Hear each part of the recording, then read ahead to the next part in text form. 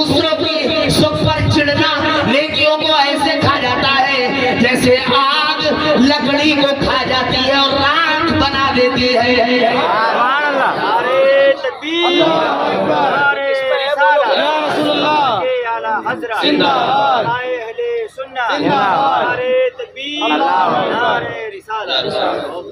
तो हसद कभी किसी से ना करना।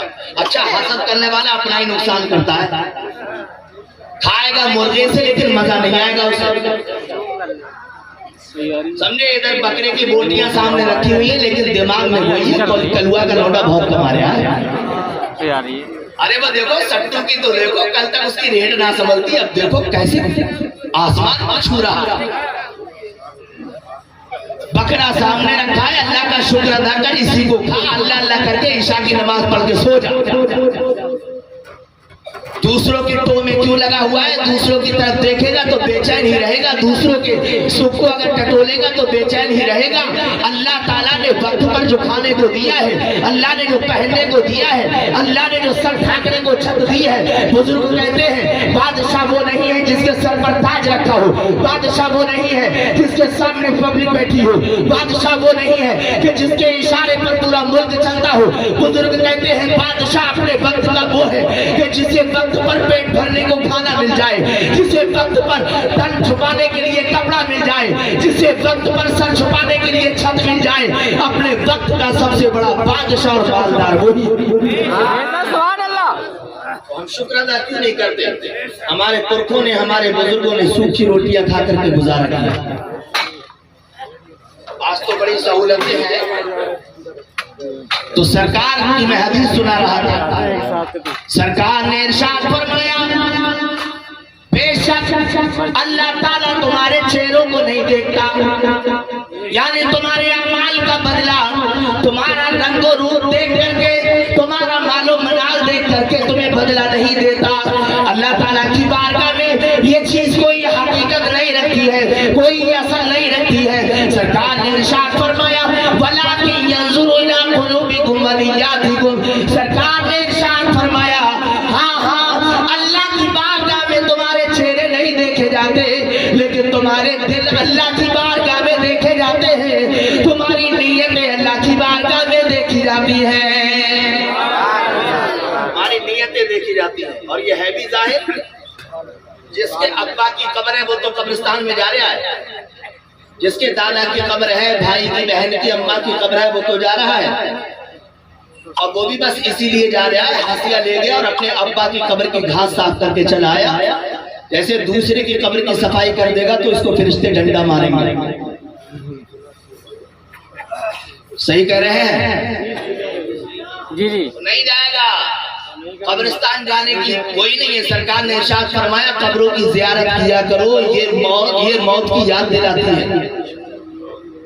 सरकार ने इरशाद फरमाया नहीं तुम ज़ियारतिल कुबूर, मैंने तुम्हें कब्रों की जियारत से मना किया था, फज़ूरूहा, अब मैं तुम्हें इजाजत देता हूँ कब्रों की जियारत किया करो। अच्छा, कल कब्रिस्तान कौन कौन गया था? जरा हाथ उठाइयो। सब लोग कहते हैं माशाअल्लाह, सारे लोग गए थे। अल्लाह तुम्हारी हाजिरी को कबूल फरमाए, आमीन। हाँ, अब इस नियत से कभी मत जाइयो कि पड़ोसी देख ले, इससे अनबन चल रही है, देख ले हाँ मैं भी आया हूँ। ना यार, अगर आज दिखाने के लिए जाएगा तो कल को चार कांधों पर लद के भी तो जाना है। तो क्या उस वक्त दिखाएगा कि देख ले मैं भी लटक के जा रहा हूँ चार कांधों पर? अरे वो तो ऐसी जगह है, आला हज़रत कहते हैं हाय गाफिल वो क्या जगह है जहाँ पांच जाते हैं चार फिरते हैं। इधर से गए थे तो पांच गए थे, चार वो थे जिन्होंने कांधा लगाया था, पांचवा वो था जिसको कांधा लगाया गया था। और उधर से जब फिर रहे हैं, उधर से जब वापस आ रहे हैं तो एक को रख करके वही आ गए, बाप अपने सरे बेटे को रख करके आ गया, चचा अपने सरे भतीजे को रख करके आ गया, मामू अपने सरे भांजे को रख करके आ गया, भांजा अपने मामू को रख करके आ गया, बाप अपनी बेटा अपनी माँ को रख करके आ गया। अल्लाह अकबर, अल्लाह अकबर। वहाँ कोई रिश्ता साथ में नहीं जाता है, वहाँ सगा बाप भी साथ में नहीं रहता, मिट्टी लगा करके थोड़ी देर रुक करके वो भी चला आता है। अल्लाह अकबर, अल्लाह अकबर। वो तुम्हारा सगा दोस्त जो तुम्हारे बगैर खाना नहीं खाता था, तुम्हारे बगैर किसी शादी को अटेंड नहीं करता था, किसी पार्टी को अटेंड नहीं करता था, वो भी उल्टी सीधी मिट्टी दे करके चला आता है। लेकिन वो रसूल जिसकी सुन्नतों को हम रातों दिन कत्ल कर रहे हैं, जिसकी सुन्नतों को हम छोड़ रहे हैं, वो मदीने वाला रसूल जिसके दिल को रात दिन हम कभी व्हाट्सएप पर बैठ करके दुखा रहे हैं, वो रसूल मदीने वाला आका जिसके दिल को कभी हम इंस्टाग्राम के जरिए दुखा रहे हैं, वो आका जो मक्के में हमारे लिए रो रो करके दुआएं करता रहा, हम उसके दिल को रातों दिन दुखा रहे हैं। जहाँ बाप मनो मिट्टी के अंदर दफन करके चलाता है, सगा भाई चलाता है, सगा दोस्त चलाता है, जब तन्हाई में दिन नहीं लगता तो वही मदीने वाले आका आते हैं, कब्र में तशरीफ लाते हैं और कहते हैं उम्मती तुझे घबराने की जरूरत नहीं, अरे सब तुझे छोड़ करके चले गए हैं, मैं तेरा दिल लगाने आया हूँ। नारे तकबीर, नारे रिसालत, उलमाए अहले सुन्नत, खतीब अहले सुन्नत, सामईन अहले सुन्नत, नारे तकबीर, नारे रिसालत, जिंदाबाद। यार वो आता ही तो आते हैं कब्र में जलवा दिखाने के लिए, समझ रहे हैं आप? ऐ मेरे दोस्तों बताओ तो सही, हमारी कोई शादी ऐसी हो रही है जिसमें हम अपने आका का दिल नहीं दुखा रहे हैं? बोलो। मैं आपको ब्लैकमेल करने के लिए नहीं आया, मैं हकीकत बताने के लिए आया। और जलसों का मतलब भी यही होता है कि सीधी सीधी सच्ची सच्ची बात कही जाए। चुटकुलेबाजियों का नाम जलसा नहीं है। हमारे यहाँ कोई शादी ऐसी नहीं हो रही जिसमें हम मदीने वाले आका का दिल नहीं दुखा रहे हैं। शादी से पहले एक लिस्ट, एक सूची बनती है, उसमें रिश्तेदारों के नाम लिखे जाते हैं, इसको भी बुलाना है, इसको भी इनवाइट करना है, इसे भी बुलाना है, इसे भी बुलाना है। घर के बड़े बैठ जाते हैं, बच्चे कलम और कॉपी लेकर के बैठ जाते हैं, इसे भी बुलाना है, इसे भी बुलाना है, इसे भी बुलाना है। उसी में सगे मामू का नाम आ जाता है जिससे नाराजगी है, उसी में सगे खालू का नाम आ जाता है जिससे नाराजगी है, अरे उसी में जो है सगे चचा का नाम आ जाता है जिससे ना इत्तेफाकी है। तो बच्चा ये कहता है अपने माँ बाप के सामने, हम चचा का नाम नहीं लिखेंगे इसलिए कि इनसे हमारी बुराई चल रही है, हम मामू का नाम ना लिखेंगे इसलिए कि इनसे बुराई चल रही है, हम खालू का नाम ना लिखेंगे इसलिए कि इनसे बुराई चल रही है। तो घर के बड़े समझाते हैं बेटा हाँ बेशक बुराई चल रही है, लेकिन अल्लाह ने हमें ये खुशी का दिन दिखाया है, अल्लाह ने हमारे ऊपर करम फरमाया है। आज जो रूठा हुआ है हम उसे मना करके ले आएंगे, अगर पंचायतें पढ़वाएगा तो पंचायत भी डाल लेंगे, अगर थोड़ी में हाथ पढ़वाएगा तो थोड़ी में हाथ भी डाल लेंगे, खुशामद करवाएगा तो वो भी कर लेंगे, लेकिन हम बुलाएंगे जरूर। इसलिए माँ कहती है बेटा मेरे भैया के बगैर मेरी खुशियां अधूरी है, बाप कहता है बेटा मेरे भाई के बगैर मेरी खुशियां अधूरी है, बाप कहता है बेटा मेरे सालू के बगैर मेरी खुशियां अधूरी है। तो जिससे बुराई थी अपने घर फंक्शन में उसे भी मनाने के लिए चले, लेकिन वो अल्लाह जिसके बेशुमार एहसान है, वो रसूल जिसके सदके में हमें सांसें मिली है, हमने शादियों में डीजे बजाकर, हमने शादियों में नाच नचाकर, हमने शादियों में गाने बाजे करके उस अल्लाह को राजी कर दिया है, नाराज कर दिया है, जिसने देखने के लिए रोशनी अता फरमाई, जिसने सुनने की ताकत अता फरमाई, हमने उस रब को नाराज कर दिया जिसने चलने की ताकत अता फरमाई, हमने उस रसूल को नाराज कर दिया जो पेट से पत्थर बांधकर मेरे और आपके लिए बख्शिशों मग़फ़िरत की दुआएं करता रहा। हमने अपने रूठे हुए रिश्तेदारों को राजी कर लिया और अल्लाह और रसूल को नाराज कर दिया।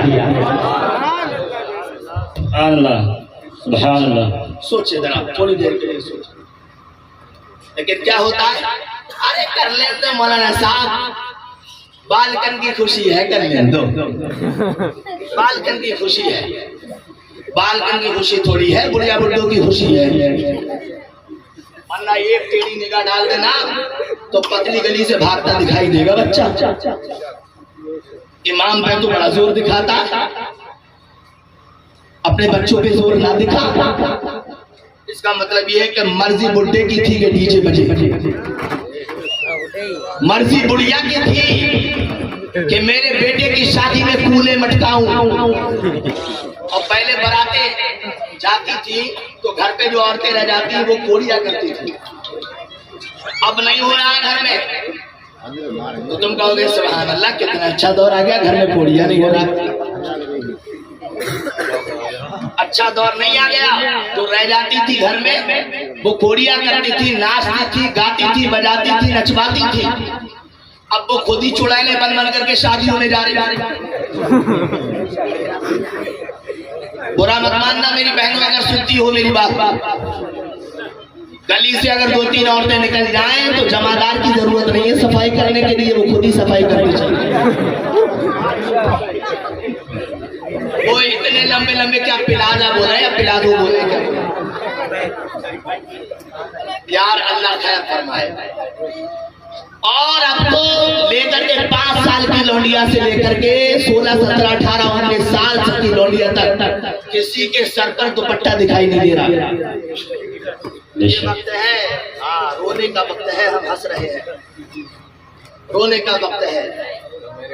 जवान भैया ले जा रहा है अपनी जवान बहन को साथ में इसी हालत में, बाप ले जा रहा है अपनी बेटी को इसी हालत में।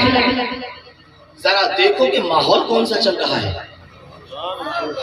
अभी हमारे बस्ती में ही, हमारी रिश्तेदारी में हमारे खालाजाद भाई हैं, उनकी बेटी, आज उनके घर पर लड्डू बटे। इशा की नमाज के बाद हमने पूछा ये लड्डू काहे के बट रहे हैं, तो कहा इसके ऊपर 5 साल की कज़ा नमाज थी, इसने सारी कज़ा नमाज पढ़ ली है। सुभान अल्लाह, ये किरदार होना चाहिए बेटियों का। तो दोस्तों ये शबे बारात का प्रोग्राम जो कल निकल गई, शबे बारात कब्रिस्तान गए, हर नेक अमल में ये बात कह रहा था आपसे, हर नेक अमल अल्लाह को राजी करने के लिए होना चाहिए। हमारी तकरीर भी अल्लाह को राजी करने के लिए हो। हमसे लोग पूछते हैं हजरत तकरीर करने के लिए गए थे, कैसा रहा प्रोग्राम? उनके पूछने का मतलब ये होता है नजराना कितना मिला। उनके पूछने का मतलब ये होता है लोगों ने हाथ उठा उठा करके सुभान अल्लाह कहा या नहीं? हमने कहा यार अगर मौलाना चाहे तो हाथ उठा उठा करके भी नहीं, टांगे उठा उठा कर भी कहेंगे। लेकिन कामयाबी ये नहीं है कि साहब 15-20 नारे लग जाए, कामयाबी ये नहीं है कि साहब हजारों रुपए का नजराना मिल जाए, कामयाबी ये नहीं है। कामयाबी ये है कि तकरीर मैं करूं, पहले जो बेनमाजी था अब तकरीर सुन करके नमाजी हो जाए। कामयाबी ये है कि पहले रमजान शरीफ के रोजे छोड़ता था, लेकिन पुरैनिया में जलसा होने के बाद पुरैनिया का कोई भी नौजवान लड़का हो या लड़की, बूढ़ा हो या बूढ़ी, कोई भी रोजा ना छोड़े, इसे कहते हैं कामयाबी। अगर ऐसा हो गया तो मैं समझता हूँ मेरा प्रोग्राम फिर पुरैनिया के अंदर जो हो रहा है ये मेरी तकरीर कामयाब हो गई। पहले कोई माँ बाप को सताता था तो अब वो माँ बाप को सताना छोड़ दे, ये मेरे लिए कामयाबी है। पहले कोई चीज मिला करके बेचता था, अब वो मिलाना छोड़ दे और जो है प्योर माल बेचे, ये है मेरी तकरीर की कामयाबी। पहले जो है कम तोलता था, अब वो कम तोलना छोड़ दे, ये है मेरी तकरीर की कामयाबी। पहले झूठ बोल करके तिजारत करता था, अब झूठ बोलना छोड़ दे, ये है मेरी तकरीर की कामयाबी। पहले कब्र वालों को याद नहीं करता था, अब खुद अपनी कब्र को याद करने लगा, ये है मेरी तकरीर की कामयाबी। पहले जो है अल्लाह और रसूल की नाफरमानी किया करता था, नमाजों के वक्त चौराहों को आबाद करता था, अब जो है नमाज का वक्त आता है चौराहे को छोड़ करके मस्जिद को आबाद करता है। ये है नारे तकबीर, नारे रिसालत, नारे गौसियत, उलमाए अहले सुन्नत, नारे तकबीर। तकरीर की कामयाबी ये है। जलसा बड़ा हसीन है, आप लोग भी बड़े हसीन हैं, अल्लाह आपको सलामत रखे। दोस्तों शबे बारात, शब कहते हैं रात को, फारसी सब बोलो काय को कहते हैं, थोड़ा सबक भी याद कर लीजिए। शब कहते हैं रात को और बारात कहते हैं छुटकारे को। अरबी में बारात कहते हैं छुटकारे को, तो शबे बारात का माना हुआ छुटकारे की रात। शबे बारात का माना क्या हुआ? छुटकारे की रात। किस चीज से छुटकारा?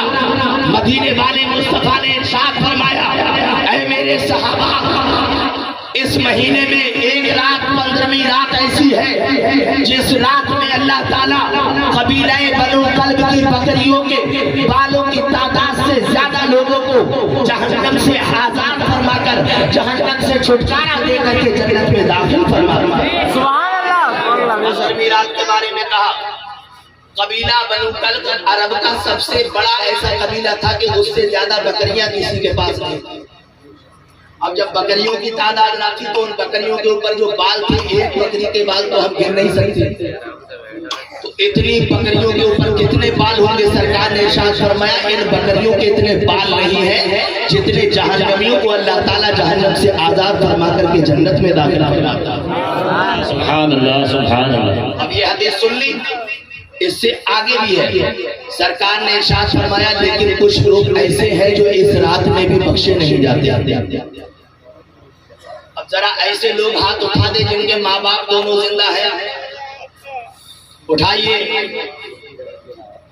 नीचे कीजिए हाथ। कुछ लोग ऐसे भी होंगे जिनके बाप जिंदा है, माँ जिंदा नहीं। कुछ लोग ऐसे भी होंगे जिनकी माँ जिंदा है, बाप जिंदा नहीं। सरकार ने इरशाद फरमाया इस रात में इतने ज्यादा लोगों को अल्लाह जो है जहन्नम से आजादी दे देता है और जन्नत में दाखिला फरमा देता है। लेकिन कुछ लोग हैं कि इस रात में भी बख्शे नहीं जाते। उनमें से माँ बाप के नाफरमान भी हैं, उनमें से माँ बाप के नाफरमान भी हैं। कैसे माँ बाप के नाफरमान?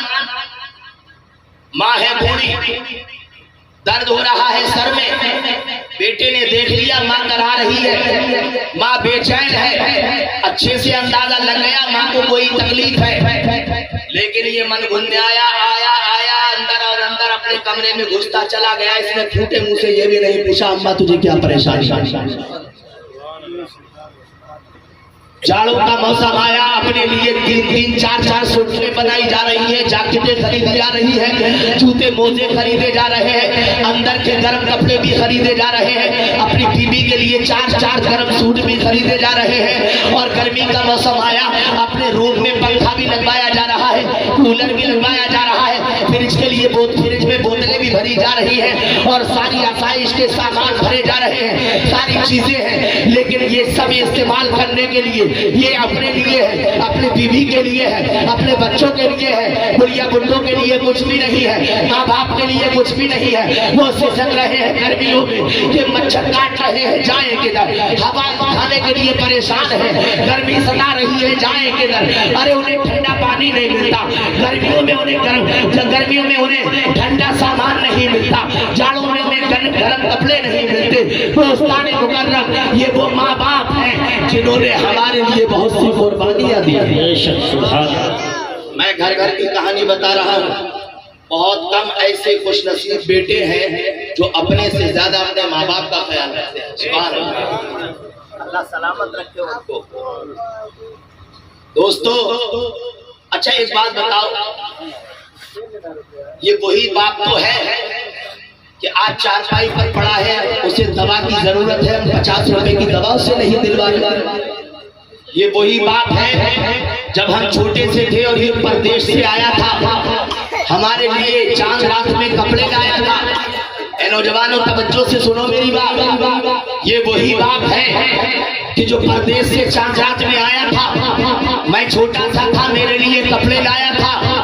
जब मेरा बाप रात के 2-3 बजे घर में दाखिल हुआ और घर के दरवाजे पर दस्तक दी तो मेरी माँ मेरे बराबर में लेटी हुई चुपके से उठ करके चली गई, इसलिए कि मैं अगर बोलूंगी तो मेरे लाल की नींद डिस्टर्ब हो जाएगी, मेरा लाल परेशान हो जाएगा, मेरा लाल रोने लगेगा। माँ चुपके से गई, दरवाजा खोला, बाप घर में दाखिल हुआ, आकर के फौरन मेरी पेशानी को चूमा जबकि मैं सो रहा था और अपना बैग उठाया जो परदेश से लाया था, उसमें से नन्हे नन्हे कपड़े निकाले और अपनी बेगम से यानी मेरी माँ से मेरा बाप बोला, अरे बेगम जरा इस कपड़ों को देखिए कैसे लग रहे हैं। मेरी माँ ने खुश होकर के कहा था, अरे मेरे सरकार आप मेहनत की कमाई से लाए हैं, अच्छे कैसे न लगे। लेकिन बाप ने मुस्कुरा करके कहा था मेरी माँ से, अरे बेगम मैं कैसे मान लूं, अच्छे लग रहे हैं, पहले मेरा मुन्ना पहन करके देखेगा तब मैं देखूंगा कैसे। सुभान अल्लाह, नारे तकबीर, नारे रिसालत, नारे गौसियत, मसलके आला हजरत, नारे तकबीर। मेरा मुन्ना पहन करके देख ले। माँ ने कहा कोई नहीं, सुबह को उठ जाएगा, पहना करके दिखा देंगे। लेकिन बाप ने कहा था बेगम नहीं, मैं बड़ी मेहनत की कमाई से अपने मुन्ने के लिए कपड़े लाया हूँ, मेरा दिल सब्र नहीं कर रहा है, मेरा दिल ये कह रहा है कि अभी मुन्ने को उठाया जाए, अभी जोड़ा पहना करके दिखाया जाए, मेरी आंखों को ठंडक मिल जाएगी, मेरा मुन्ना बड़ा अच्छा लगेगा ये कपड़े पहन। सुभान अल्लाह, बहुत अच्छा लगेगा।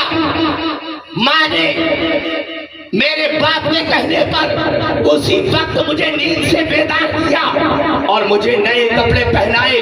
नए कपड़े पहना करके मुझे खड़ा करके मेरा बाप मुझे बार बार निहार रहा था, बार बार हसरत भरी निगाहों से देख रहा था। उस वक्त वो ऐसी निगाहों से देख रहा था कि अगर कोई परी आ जाती उसके सामने तो मुझसे अच्छी वो परी ना लगती, कोई हुस्न जमाल का पैकर आ जाता मुझसे अच्छा ना लगता। उस वक्त मेरा बाप मुझे देख देख करके मुस्कुरा रहा था और ये अपनी जबान से कह रहा था मेरा मुन्ना तो बहुत अच्छा है, मेरा प्यारा तो बहुत प्यारा लग रहा है। मैं इसीलिए अपनी मेहनत की कमाई से अपने मुन्ना के लिए कपड़े लाया था। ये बेगम अभी ये कपड़े निकाल करके रख दो, सुबह ईद है, ईद में पहना है। सुभान अल्लाह, रात में ही पहना करके दिखाए कपड़े। और आज हमारे हालात क्या हो गए हैं, ज्यादातर बेटों की बात कर रहा हूँ, सबकी बात नहीं कर रहा यार, कुछ तो चेंज हो जाए हम लोग। आज ईद की शॉपिंग हो रही है, माँ बाप से कोई पूछने वाला नहीं है। रमजान की इफ्तार के लिए सौदा आ रही है, सहरी के लिए सौदा आ रही है, माँ बाप से पूछने वाला नहीं है। माँ बाप तड़प रहे हैं, दवा की जरूरत है, उनसे कोई पूछने वाला नहीं।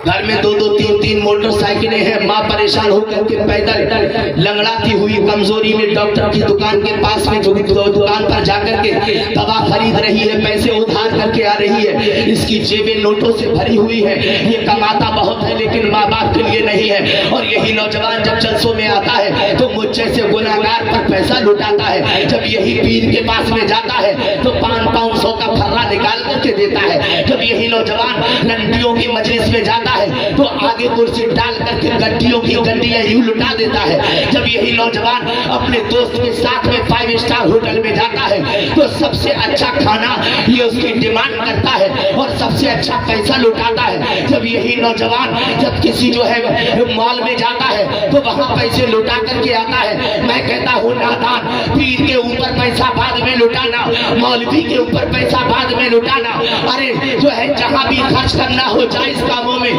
वहाँ बाद में खर्च करना, अरे पीर को पैसा बाद में दे दे, ये तेरे माँ बाप बूढ़े हैं, इन्हें पैसों की जरूरत है, इन्हें दे दिया तो अजमेर वाला ख्वाजा भी राजी हो जाएगा, अरे इन्हें दे दिया तो पीलीभीत वाला शाहजी भी राजी हो जाएगा, इन्हें दे दिया तो बरेली के आला हजरत भी राजी हो जाएंगे, इन्हें दे दिया तो तुम्हारा सच्चा पीर ताज शरिया भी राजी हो जाएगा, इन्हें दे दिया, इनका ख्याल रख लिया तो कलिया का साबिर भी राजी हो जाएगा।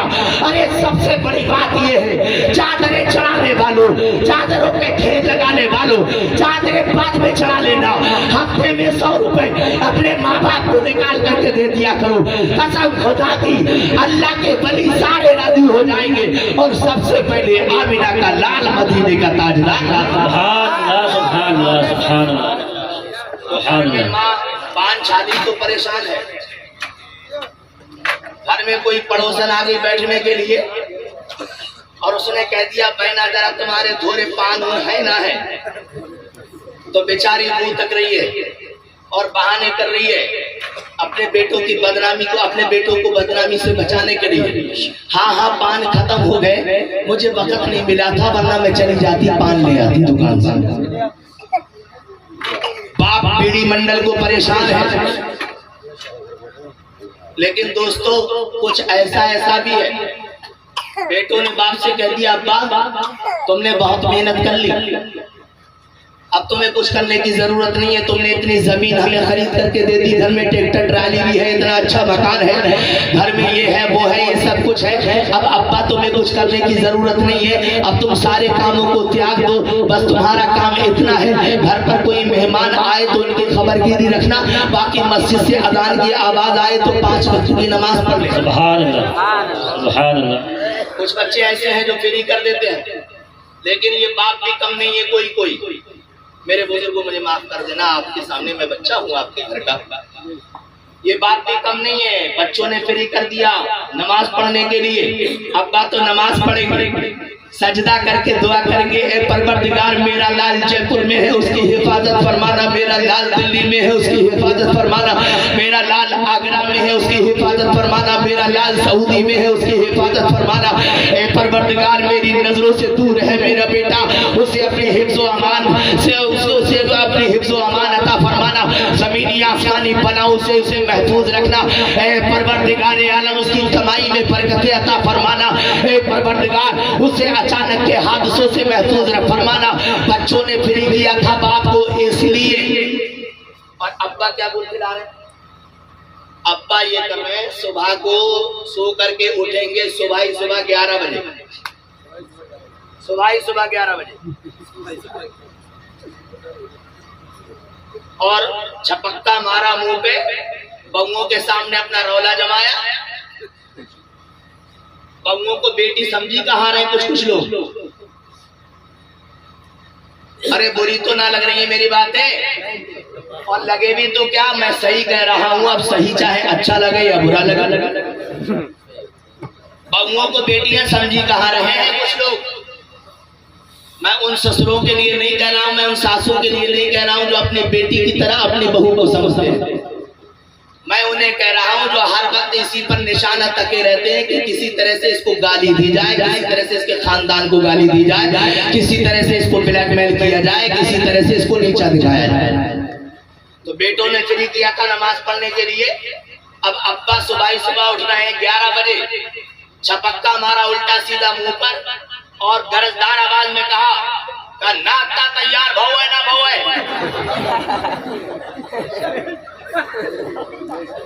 बहू ने लरसते हुए हाथों से ला करके दे दिया। अब्बा बड़े खतरनाक है, दिल में कह रही है अब्बा ये खा लो, नाश्ता मैंने बहुत पहले तैयार कर लिया, बहुत पहले तैयार कर लो, कम एहसान दिखा रही है। जरा सी बात पर इस तरह से अपनी बेटियों को डांटना। हम अपनी बेटियों के लिए क्या सोचते हैं, इनका ससुर शरीफ आदमी मिले, अच्छा आदमी मिले। मैं इन शरीफ भाई के लिए नहीं कह रहा हूं, मैं एक आदत को शरीफ कह रहा हूं। हाँ, हम अपनी बेटियों के लिए ये सोचते हैं, हम अपनी बहनों के लिए ये सोचते हैं। बहरहाल नाश्ता ला करके दे दिया, अब्बा ये नाश्ता कर लो। नाश्ता किया, होना तो ये चाहिए था नाश्ता करने से पहले बिस्मिल्लाह पढ़ता, और नाश्ता करने के बाद में अल्हम्दुलिल्लाह पढ़ता। लेकिन वो नाश्ते से पहले बिस्मिल्लाह क्या पढ़े, नाश्ते के बाद अल्हम्दुलिल्लाह क्या पढ़े, जिसने फजर की नमाज ही नहीं पढ़ी। नाश्ता करके निकल गया, कौन प्रधान जीतेगा, कौन प्रधान हारेगा, किसके कितने वोट हैं, किसके कितने मुखालिफ हैं, किसके कितने चाहने वाले हैं, कहाँ किसकी कितनी बात है, कितना रौला है, ये है वो है, सब में लग गया। और बेटा उधर ये सोच रहा है अब्बा तो इबादत कर रहे होंगे, मेरे लिए दुआ कर रहे होंगे, लेकिन अब्बा घर पे ये गुल खिला रहे हैं। ऐ मेरे बुजुर्गों, इंसान की जिंदगी में 3 स्टेज हुआ करते हैं, इंसान की जिंदगी के 3 हिस्से हुआ करते हैं। पहले बचपना होता है, उसके बाद जवानी होती है, उसके बाद बुढ़ापा होता है। बचपने में जो होता है उसे ये उम्मीद होती है कि जवानी भी आएगी, जवान को ये उम्मीद होती है कि बुढ़ापा भी आएगा। अब बुढ़ापे के बाद भी क्या किसी चीज की उम्मीद है? अभी तो कहते हैं कि कब्र में पैर लटक रहे हैं, चैन से नहीं बैठ रहा। हमें यार मस्जिदों में जाना चाहिए। और नौजवानों तुम भी सुन लो, अभी तुम क्या कहते हो, जिंदगी के जितने मजे मारना हो मार लो, जितने मजे मारना हो मार लो मजे। चंद दिन की जिंदगानी, उसके बाद में तन्हाई। जब 4-5 दोस्त मिलकर के खाना खाते हैं, अगर किसी ने पहले हाथ समेट लिया तो सबके सब कहते हैं ये तो ऐसा, ये बुड्ढो जैसी खुराक है इसकी, इसे तो साथ में बिठाना ही नहीं चाहिए, ये तो बेइज्जती कर देगा। क्योंकि ये पूरा अपना डोंगा खाली करके आया है, समझे। 200 रुपए अगर नोटों में लिखवाएगा तो कम से कम 400 रुपए का तो खाना जरूरी है ना। एक जगह एक बेटे ने ये कह दिया, अम्मा हम बारात में गए, हमने खाना नहीं खाया सही से, सही बता रहा हूँ मैं बिल्कुल। माँ बिगड़ गई एकदम, क्यों नहीं खाया तूने खाना? अम्मा गर्मी हो रही थी, तबीयत सही नहीं थी। हरामजादे, क्या ये हराम के पैसे हैं? 200 रुपए लिखवा के आया, अगर तुझे नहीं खाना था बता देता, मजला को भेज देते। अरे यार आज के वक्त में तो ये जरूरी समझ लिया है कि जितने का न्योता लिखवाओ उसका डबल सूद करके जबरदस्ती ठूस करके आओ, चाहे उसके बाद में 1000 रुपए डॉक्टर को दो। अरे जब ज्यादा खा लेंगे तो क्या होगा, डॉक्टर को ही मजे आएंगे। कोई डॉक्टर साहब हो तो ये मत समझना हमारा कारोबार बंद कर रहे हैं, समझ रहे हैं। और नौजवान कहते हैं यार तेरी कैसी खुराकें खा ले यार, ये जवानी खाने पीने की उम्र है, पहनने ओढ़ने की उम्र है। अरे खा ले, पहन ओढ़ ले, जिंदगी के मजे ले ले, इसके बाद में तुझे मजा नहीं मिलेगा। मैंने कहा है मेरे पुरानिया के नौजवानों, तुमने दोस्त ही ऐसा तलाश किया कि तुम्हें कम खाता देखे तुम्हें टोक दे, अगर तुम्हें गंदा लिबास पहने देखे तो तुम्हारे पर लानत मना मत करे।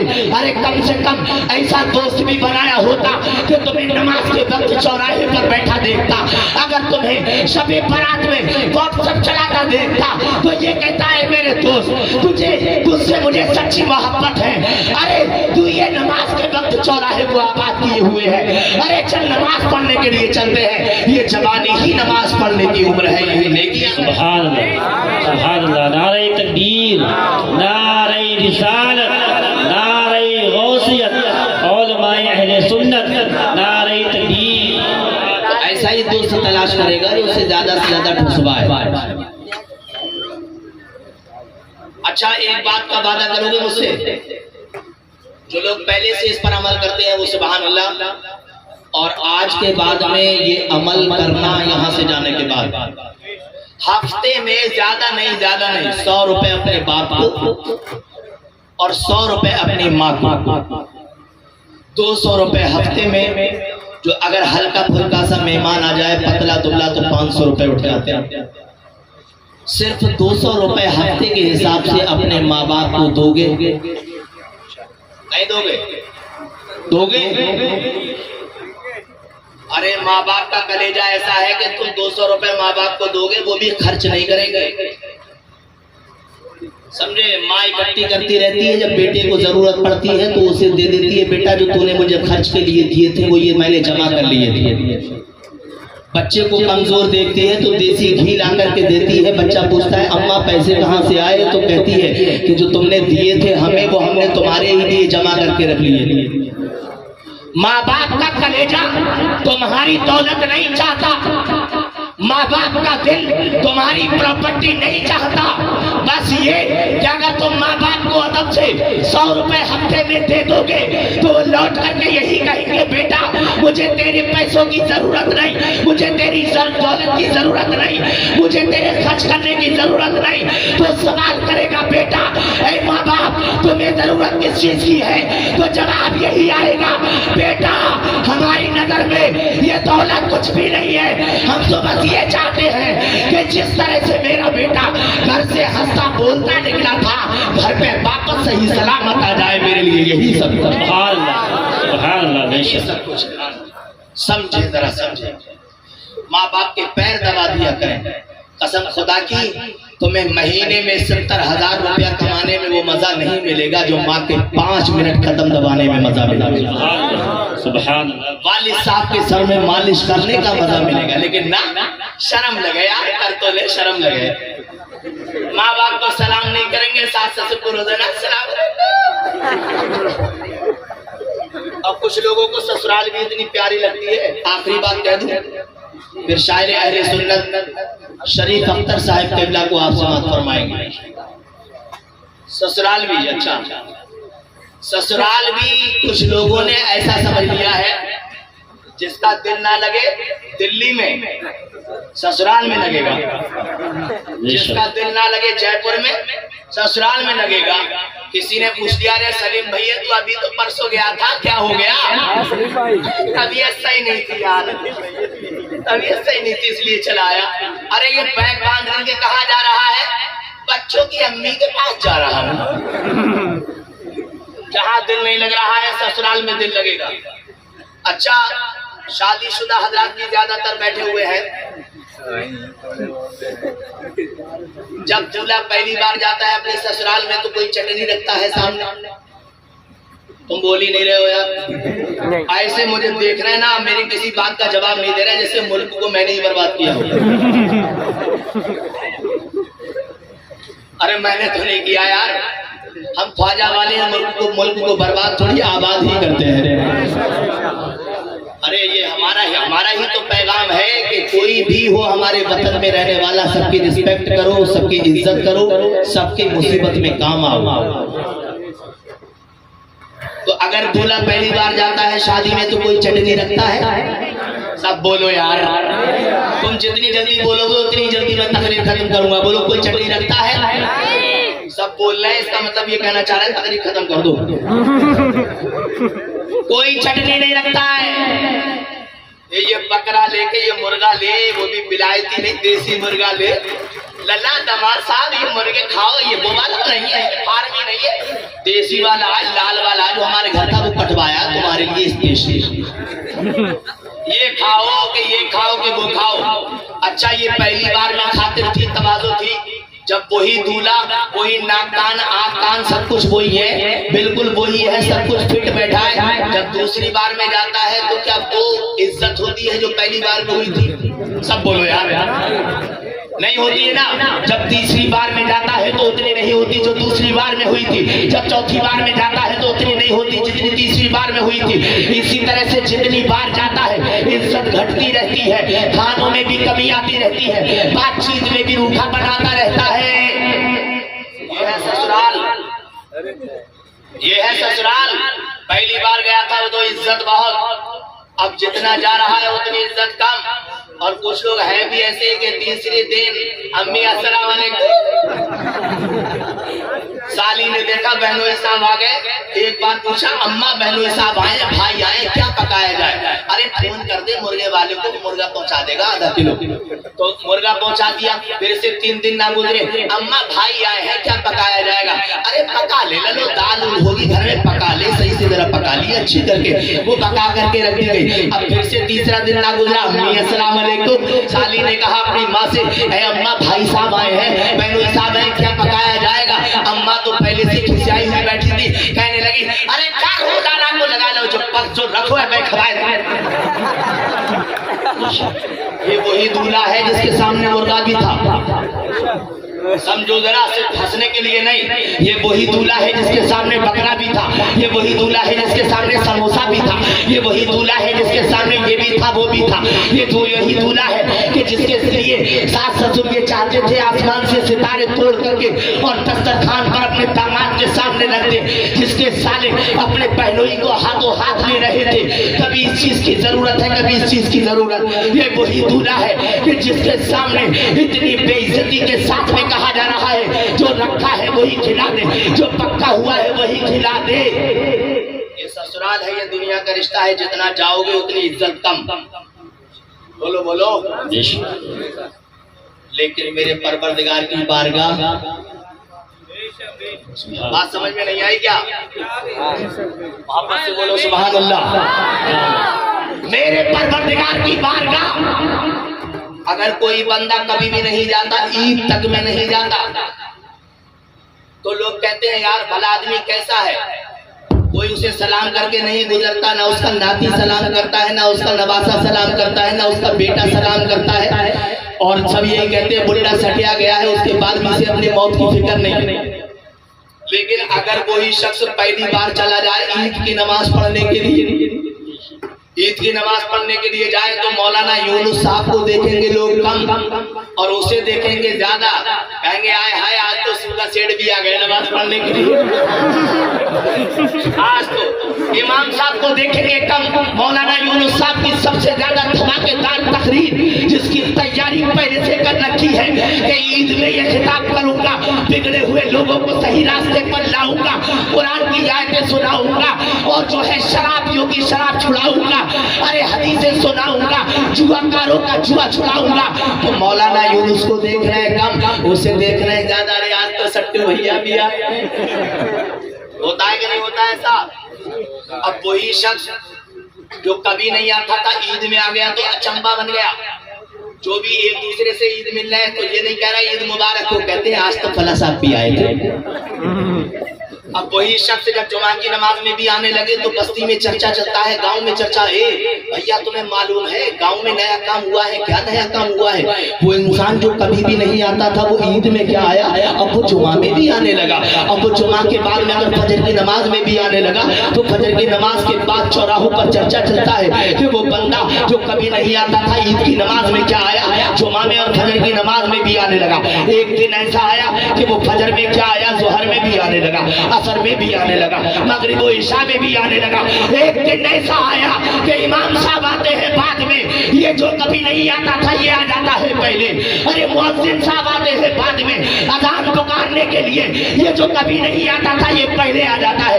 कभी सफों को साफ करता है, मस्जिद में झाड़ू लगाता है, कभी जो है मोटर चलाता है टैंक में पानी भरने के लिए, कभी इमाम साहब से खैरियत पूछता है, कभी मुअज्जिन साहब के खाने पीने की जरूरत की जो है अशिया के बारे में पूछता है।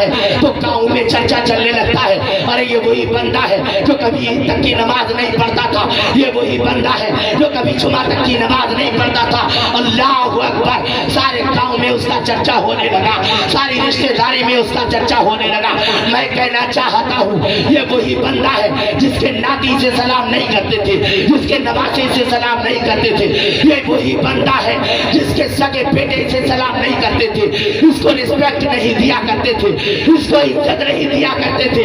लेकिन आज बेटा तो बेटा, बस्ती के लोग जबरदस्ती हाथ पकड़ करके अपने घर में ले जा रहे हैं। अरे चचा जरा थोड़ी सी देर हमारे घर में भी बैठ लीजिए, थोड़ी बरकत हमारे घर में भी हो जाएगी, थोड़ी नजरे करम हमारे बच्चों पर डाल दीजिए। आप नमाज के पाबंद है, हमारे घर में बरकत हो जाएगी, बच्चों को सलामती मिल जाएगी। तो मैं कहना चाहता हूँ ये दुनिया के रिश्ते हैं कि पहली बार जाओगे तो रिस्पेक्ट ज्यादा होगी, इज्जत ज्यादा होगी, दूसरी बार जाओगे तो कम होगी, तीसरी बार जाओगे और कम होगी। लेकिन ये अल्लाह की बारगाह है, जब पहली बार जाओगे तो लोग तकेंगे, दूसरी बार जाएंगे तो और तकेंगे, जब तीसरी बार जाओगे तो इज्जत और बढ़ जाएगी, जब जाते रहोगे तो इज्जत इतनी बढ़ जाएगी कि कभी ख्वाबो ख्याल में भी नहीं सोचा था। तो मैं कहता हूँ दुनिया के रिश्तों में ज्यादा जाने से इज्जत खत्म हो जाती है। अल्लाह की बारगाह में जितना चाहोगे तुम्हारी इज्जत को चार चार। नारे तकबीर, नारे रिसालत, नारे गौसियत, मसलके आला हज़रत, नारे तकबीर, सुभान अल्लाह। अब क्या होता है, इंसान मेहनत कर रहा है इज्जत के लिए, ओवर टाइम लगा रहा है, नाइट में काम कर रहा है इज्जत के लिए, अच्छा मकान बनवा रहा है ताकि दूसरों के दिल में मेरा रोब बैठ जाए। और कुछ लोग तो ऐसे रोब बिठाते हैं ना, कहते हैं दूसरों के जताने के लिए। थाने में मेरी इतनी बात है ना, जब मैं जाता हूँ दरोगा कुर्सी छोड़ करके खड़ा हो जाता है। अरे वो एसडीएम के पास में इतनी बात है, मुझे जाने की जरूरत ही नहीं पड़ती, कभी जरूरत पड़ जाए तो मुझसे कह देना, मैं फोन करूंगा, यहीं से काम हो जाएगा। मैंने थानेदार को थप्पड़ मारा था, सारा स्टाफ देखता रहा कि किसी ने मुझसे कुछ भी नहीं कहा। मैं कहता हूँ तेरी इज्जत बहुत है, इज्जत बहुत है, मैं मानता हूँ। थानेदार कुर्सी छोड़ करके खड़ा हो जाता है, तूने थप्पड़ मारा, स्टाफ वालों ने कुछ नहीं कहा, एसडीएम तेरे फोन पर काम कर देता है, विधायकों से तेरी जानकारी है, चेयरमैन के यहाँ तेरी जानकारी है, एसडीएम के पास तेरी जानकारी है, सीएम और पीएम के यहाँ पर तेरी जानकारी है, मैं जानता हूँ। लेकिन मैंने मुस्तफा की हदीस पढ़ी है, सरकार ने कहा है कोई बंदा ऐसा है जिसका नाम जहन्नम के दरवाजे पर लिख गया है, कोई बंदा ऐसा है कि जिसका नाम दोज़ख के दरवाजे पर गया है। मैंने कहा मुस्तफा करीम ये बता दीजिए क्या कोई ऐसा बंदा है जिसका नाम जहन्नम के दरवाजे पर लिख गया है, जिसकी जान पहचान प्रधान से ना हो, जिसकी जान पहचान चेयरमैन से ना हो, जिसकी जान पहचान विधायक और मंत्री से ना हो, जिसकी जान पहचान सांसद से ना हो, जिसकी जान पहचान सीएम और पीएम से ना हो, तो मुस्तफा ने मदीने से इरशाद फरमाया जिसका नाम जहन्नम के दरवाजे पर लिख दिया गया है वो नहीं है कि जिसकी जान पहचान दुनिया के हुक्मदारों से ना हो, वो नहीं है कि जिसकी जान पहचान कुर्सी वालों से ना हो। मैंने कहा या रसूल अल्लाह, हम आपके गुनाहगार उम्मती आपकी बारगाह में हाथ जोड़ करके अर्ज कर रहे हैं, मुस्तफा ये तो इरशाद फरमा दीजिए वो शख्स कौन है कि जिसका जो है नाम जहन्नम के दरवाजे पर लिख दिया गया है। तो मुस्तफा की बारगाह से आवाज आई, उसका नाम जहन्नम के दरवाजे पर है, जिसकी जान पहचान चेयरमैन से है उसका नाम जहन्नम के दरवाजे पर है, जिसकी जान पहचान विधायक से है उसका नाम जहन्नम के दरवाजे पर है, जिसके रिलेशन पीएम और सीएम से है। मैंने कहा मुस्तफा ये तो इरशाद फरमाइए वो शख्स है कौन। तो बारगाह नबवी से आवाज आई, मन तरका सलाता मुताअम्मिदा कुतिबा मसरूअ अला बाबिन नार फी मन यदखुलुहा। सरकार ने इरशाद फरमाया जो एक वक्त की नमाज को जानबूझ करके छोड़ दे उसका नाम जहन्नम के उस दरवाजे पर लिख दिया जाता है जिस दरवाजे से वो दाखिल हो। छोड़ ले बंदूकें अपनी जान पहचान की, वो तो मुस्तफा जानते हैं किसकी इज्जत कितनी है। शरीफ भाई वो तो मुस्तफा जानते हैं। ये मेरी तुम बड़ी सी पगड़ी देख रहे हो, ये मेरा जुब्बा कुब्बा देख रहे हो, सोचते होगे यार ये इंसान बड़ा नेक है, ये इंसान बड़ा अच्छा है। हम बुजुर्ग होकर के नीचे बैठ करके सुन रहे हैं, ये छोटी सी उम्र का बच्चा ये कुर्सी पर बैठ करके बोल रहा है। ये सिर्फ जाहिरी ही तो है, ये तो अल्लाह और उसके रसूल जानते हैं कि मेरा मकाम क्या है, आपका मकाम क्या है। मैं कभी अपने ऊपर फूले ना समाऊं, क्या पता मेरी सारी नेकियां इकारत कर दी गई हूँ और आपकी कोई नेकी कबूल हो गई हो। इसलिए हमें एक दूसरे को हिकारत की निगाह से नहीं देखना चाहिए। ये मत क्या करो कि जुमा 8 दिन हो गए नमाज पढ़ते हुए तो सबको नमाजी बनाना चाह रहे हैं। सौ चूहे खा के हज को बिल्ली हज को चली, कम से कम वो चली तो हज को, तू तो इतनी भी ना चली है?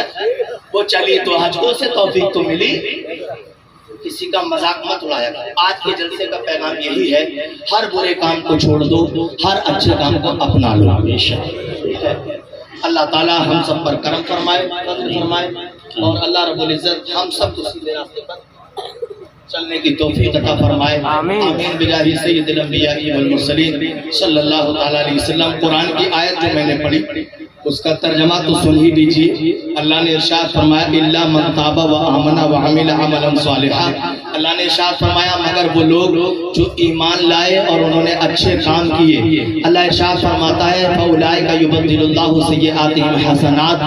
तो अल्लाह तबारक व तआला ऐसे लोगों की तमाम गुनाहों को नेकियों में चेंज कर देता है। यानी एक तो होता है गुनाह मिटा देना, मेरे पास में अगर 10 गुनाह हैं तो अल्लाह ताला ने वो मिटा दिए, मेरे पास कुछ भी नहीं रहा। लेकिन अल्लाह का कर्म ये है कि 10 गुनाह थे, अल्लाह ताला ने उन गुनाहों को नेकियां बना दिया। तो मेरे पास में अगर 10 गुनाह थे तो 10 ही नेकियां हो गई मेरे पास में। ये अल्लाह ताला का कर्म है मेरे भाई। एक और आयत में अल्लाह ताला 24वें पारे में इरशाद फरमाता है मन आमिला सय्यअतन फला युजज़ा इल्ला मिस्लहा। अल्लाह ताला ने इरशाद फरमाया जो बुरा करता है अल्लाह तबारक व तआला उसको एक बुराई का एक ही बदला अता फरमाता है। अल्लाह ने इरशाद फरमाया वमन आमिला सालिहन फउलाइका। अल्लाह ताला ने इरशाद फरमाया और जो अच्छा करता है चाहे वो मर्द हो या औरत हो, अल्लाह तबारक व तआला उसको जन्नत में बेहिसाब रिज़्क़ अता फरमाता है। अल्लाह की करीमी तो देखो मेरे भाइयों, अगर हम बुरा करते हैं तो एक ही बुराई का एक बदला मिलता है, 2 बुराइयां करें तो 2 बुराइयों के 2 बदले मिलते हैं। लेकिन अल्लाह का करम देखो, अगर हम एक नेकी करते हैं तो अल्लाह बेहिसाब रिज़्क़ अता फरमाता है, बेहिसाब खूबियां अता फरमाता है। अल्लाह के करम को मद्देनजर रखा करो। कभी अंधे को देख लो तुम्हें पता चलेगा तुम अखियारे हो कितने अच्छे हो। कभी लूले को देख लिया करो तुम्हें पता चलेगा तुम अच्छे खासे हो, तुम कितने अच्छे हो। कभी पागल को देख लिया करो तुम समझो कि तुम अक्लमंद हो, तुम कितने अच्छे हो। कभी गूंगे को देखो तो ये सोच लिया करो कि तुम बोल रहे हो कितने अच्छे हो। काश उसकी तरह तुम भी गूंगे होते, अपनी दिल की बात किसी से कह नहीं पाते। अगर तुम बहरे होते तो कोई भी तुम्हारी बुराई तुम्हारी करवट में खड़े होकर के करता रहता, तुम्हें सुनाई नहीं देती। अगर तुम अंधे होते तो लैट्रीन के साफ को जाने के लिए भी दूसरे के मोहताज होते। 10 जगह ठोकरें लगती अगर अकेले जाते। दोस्ताने मुकर्रम बिस्तर पर लेटा करो सोने के लिए, तो मोबाइल फोन चलाते चलाते न सो जाया करो। खुदा की कसम व्हाट्सएप चलाते चलाते न सो जाया करो। आपसे फरियाद कर रहा हूँ, मैं आपसे इल्तिजा कर रहा हूँ। मैं व्हाट्सएप चलाने की जरूरत नहीं है सोते वक्त इंस्टाग्राम चलाने की जरूरत नहीं है, फेसबुक और यूट्यूब पर घुसने की जरूरत नहीं है। अगर लेटो तो अल्लाह ताला की एहसानात को याद करते करते सो जाया करो। ए परवरदिगार आलम, आज सुबह से लेकर शाम तक मैं कितना चला, अगर टांगों में तूने जोर ना दिया होता तो कैसे चलता। ए परवरदिगार आलम, आज सुबह से लेकर शाम तक मैंने कितने नजारे देखे, अगर आंखों में रोशनी ना होती तो कैसे देखता।